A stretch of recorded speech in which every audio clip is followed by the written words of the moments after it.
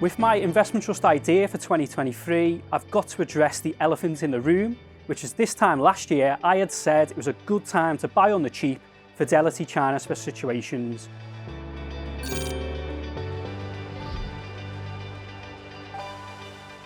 In 2021, the performance of China funds and investment trusts came off the boil, having had a very strong 2020. Of course, when I was gazing into my crystal ball, I didn't envisage that China's zero-COVID policy would continue, which alongside its weakening property market is negatively impacting economic growth.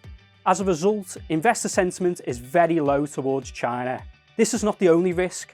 Over the past 18 months, China's government has introduced stringent regulation into a number of sectors, notably technology, education and property.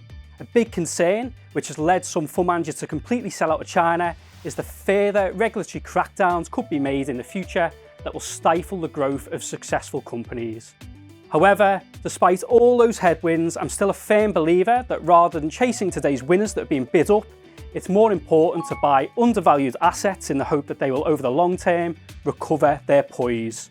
Year to date, Fidelity China Special Situations is notably down, but on a 5 to 10 year view, I think now is an even better entry point than it was a year ago, as its underlying investments have become even cheaper. Any improvement on the economic front could see those cheap shares rally, which in turn could see an improvement in performance for Fidelity China Special Situations. In addition, the trust itself is trading on a sizable discount.